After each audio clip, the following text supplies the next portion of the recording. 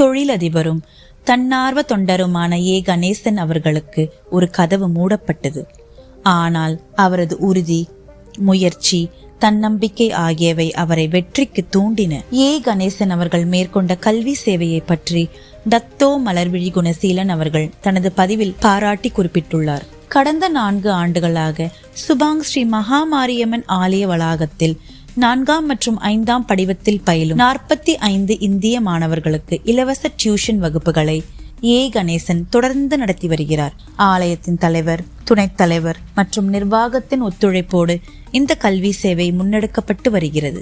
இந்த மாணவர்களுக்கும் ஆசிரியர்களுக்கும் அனைத்து வசதிகளும் கொண்ட ஒரு முறையான வகுப்பறை கிடைக்க வேண்டும் என்ற நோக்கில் நாட்டில் ஆட்சி புரியும் மடானி அரசாங்கத்தில் அங்கம் வகிக்கும் ஒரு சீன அரசியல் கட்சியின் தேசிய தலைவரிடம் ஆலோசனை செய்த பின்னர் ஒரு சீன பள்ளியின் தலைமை ஆசிரியரை ஏ கணேசன் சந்தித்தார்.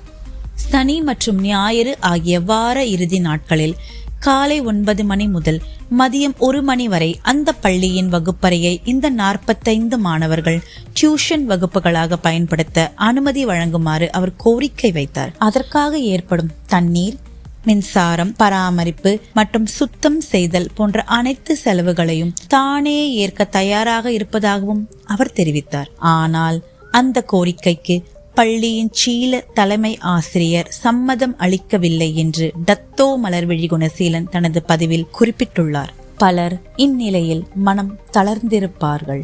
ஆனால் மாணவர்களின் எதிர்காலத்தை முன்னிட்டு நாமே ஒரு மண்டபம் கட்டலாம் என்ற உறுதியுடன் வெறும் 25 நாட்களில் சுமார் 100 பேர் அமரக்கூடிய அனைத்து வசதிகளும் கொண்ட மண்டபத்தை கட்டி முடித்தார் ஏ கணேசன்.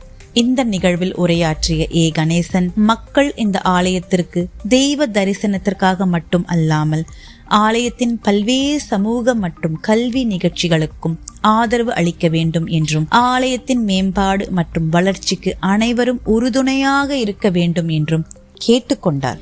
மேலும் நாட்டில் உள்ள ஒவ்வொரு ஆலயமும் தங்களது வட்டாரங்களில் கல்வியில் சிரமப்படும் மாணவர்களுக்கு ஏ கணேசன் மேற்கொண்டு வரும் முயற்சியைப் போல டியூஷன் வகுப்புகளை நடத்த முன்வந்தால் நமது ஆலயங்கள் சமூகத்திற்கு அர்த்தமுள்ள சேவையை வழங்கும் அமைப்புகளாக உருவாகும் என்றும் டத்தோ மலர்விழி குணசீலன் குறிப்பிட்டுள்ளார். இந்த முயற்சிக்கு தொடர்ந்து ஆதரவு அளித்து வரும் ஆலயத்தின் தலைவர், துணைத் தலைவர், செயற்குழு உறுப்பினர்கள், வட்டார மக்கள், ஆசிரியர்கள் மற்றும் மாணவர்கள் ஆகியோரையும் அவர் பாராட்டினார்.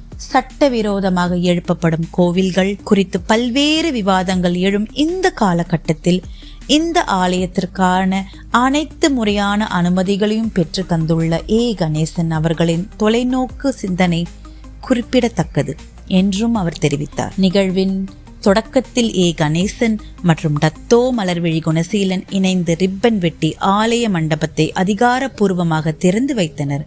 பின்னர் தேர்வில் சிறப்பாக தேர்ச்சி பெற்று 3 மாணவர்களுக்கும் பரிசுகளும் வழங்கப்பட்டது.